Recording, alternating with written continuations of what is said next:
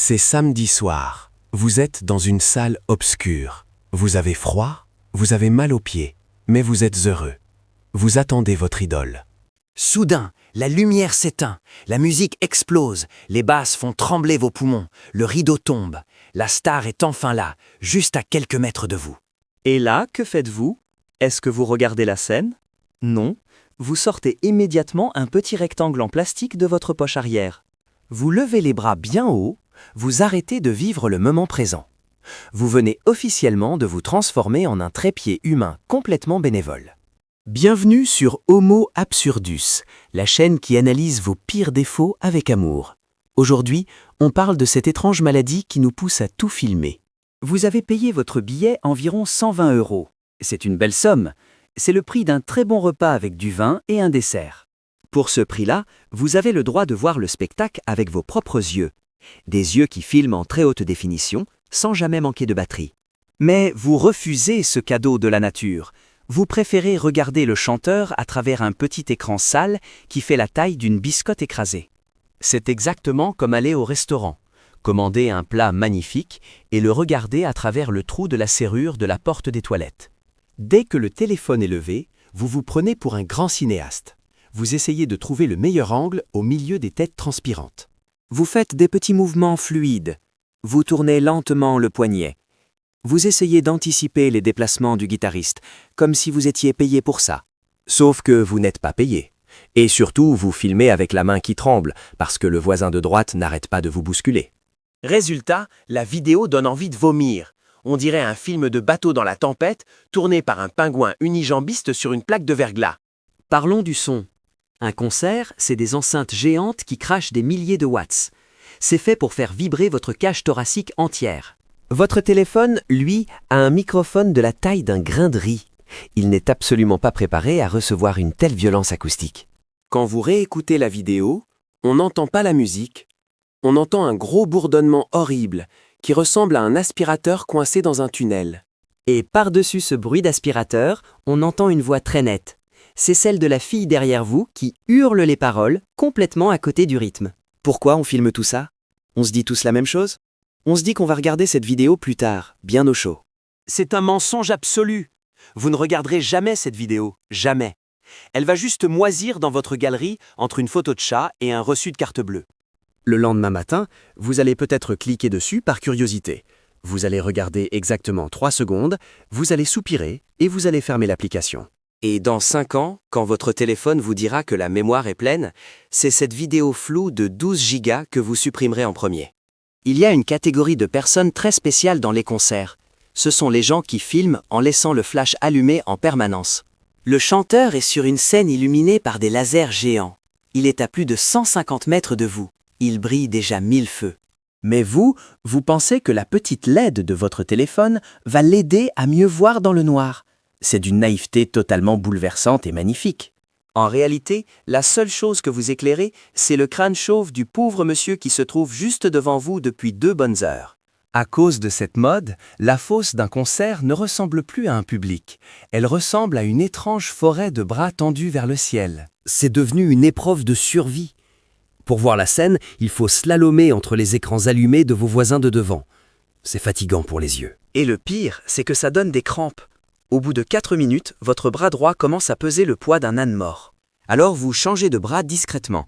Vous passez le téléphone dans la main gauche en espérant que personne n'a remarqué votre faiblesse musculaire évidente. En fait, on ne filme pas pour garder un souvenir. On filme pour prouver aux autres qu'on a une vie géniale. C'est une pièce à conviction. On veut absolument mettre ça sur les réseaux sociaux. On veut que nos amis voient qu'on est au concert de l'année, pendant qu'ils mangent des pâtes. Mais vos amis s'en fichent totalement. Quand ils voient votre petite barre de story avec 30 mini-vidéos de concert, ils cliquent frénétiquement pour passer à la suite. Personne n'a jamais dit « Ah super, une vidéo de concert flou avec un son pourri, je vais m'installer confortablement pour regarder ça en entier ce soir. » Le plus grand danger quand on filme, c'est l'oubli.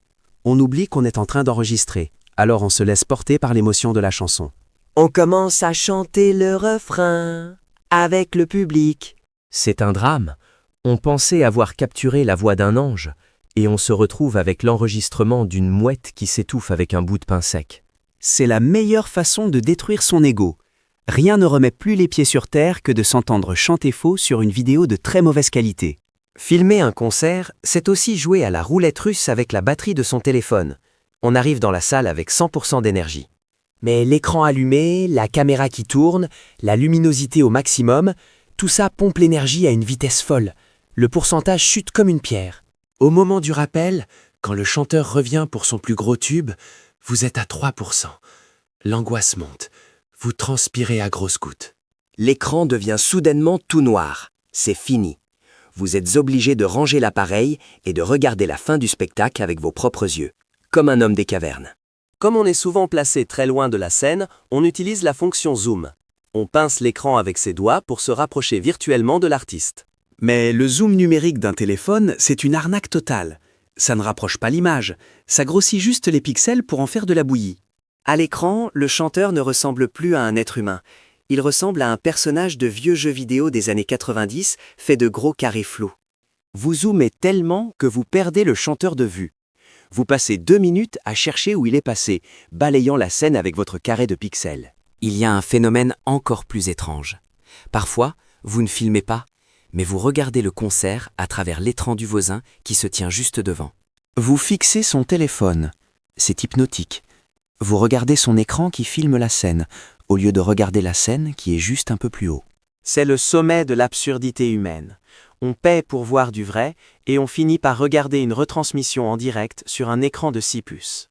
C'est comme aller au cinéma, tourner le dos à l'écran géant, et regarder le film sur la petite tablette du type qui est assis dans la rangée derrière vous. Avant, pendant les chansons tristes, les gens sortaient des briquets. C'était dangereux pour les cheveux, mais c'était chaud, c'était beau. Ça créait une vraie communion dans la salle. Aujourd'hui, on sort les lampes torches des téléphones. C'est une lumière froide, stérile, chirurgicale. On dirait qu'on attend l'arrivée d'une soucoupe volante au milieu de la nuit. Et surtout, on ne peut plus pleurer tranquillement. L'émotion est bloquée. On est trop concentré à vérifier que la mise au point de la caméra est bien faite. On devient un robot. On gère l'interface. On surveille la barre d'enregistrement rouge. On a mis notre cœur en mode avion pour laisser travailler le processeur. En plein milieu du meilleur solo de guitare de la soirée, un message apparaît au centre de l'écran. C'est la phrase la plus redoutée du monde moderne. Espace de stockage insuffisant. Votre téléphone refuse d'avaler 1 mégaoctet de plus. C'est la panique totale. Vous devez faire un choix terrible et immédiat. Vous ouvrez votre galerie photo à toute vitesse. Vous commencez à supprimer des photos de vos enfants, de vos vacances, de votre chien, sans même les regarder. Vous sacrifiez vos vrais souvenirs de famille pour faire de la place à une vidéo floue d'un batteur que vous ne connaissez même pas personnellement. C'est tragique. Il y a une règle de base au cinéma. L'œil humain voit en largeur. C'est pour ça que les télévisions et les écrans de cinéma sont de forme rectangulaire horizontale. Mais au concert, on oublie tout. On tient le téléphone bien droit, à la verticale. On filme en mode portrait, comme si le chanteur mesurait 8 mètres de haut. Sur la vidéo, on voit très bien le plafond noir de la salle.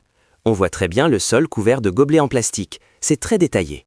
Par contre, on ne voit ni le bassiste à gauche, ni le guitariste à droite. On a enfermé le chanteur dans un couloir virtuel très étroit. Le plus drôle, c'est que ce concert est souvent filmé par des professionnels. Il y a 10 caméras énormes réparties dans la salle, avec des cadreurs payés pour ça.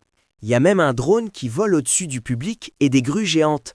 Tout ça pour faire un beau DVD ou une vidéo officielle en très haute définition. Mais vous, avec votre bras tremblant et votre petit objectif sale, vous pensez que vous allez faire une meilleure prise de vue que toute cette équipe de techniciens. Vous êtes en compétition avec eux dans votre tête. C'est beau d'avoir autant de confiance en soi. C'est totalement inutile, mais c'est vraiment très beau à voir. Parfois, le chanteur s'approche du bord de la scène. Il regarde dans votre direction. Vous pensez sincèrement qu'un contact visuel profond est en train de s'établir entre vous. Vous vous dites qu'il a remarqué votre présence, qu'il chante cette phrase juste pour vous. Votre cœur bat un peu plus fort dans votre poitrine. Mais redescendez sur terre. Le chanteur ne voit pas vos yeux, il ne voit pas votre visage, il voit juste une grosse coque de téléphone en plastique brillant. Vous avez remplacé votre regard par un objectif d'appareil photo. Vous n'êtes plus un spectateur humain, vous êtes juste devenu un paparazzi anonyme parmi des milliers d'autres. En fait, filmer un concert, c'est exactement comme utiliser un Tupperware. On essaie de mettre un moment magique dans une petite boîte en plastique pour le conserver. On se dit qu'on pourra le réchauffer plus tard, quand on s'ennuiera le dimanche après-midi.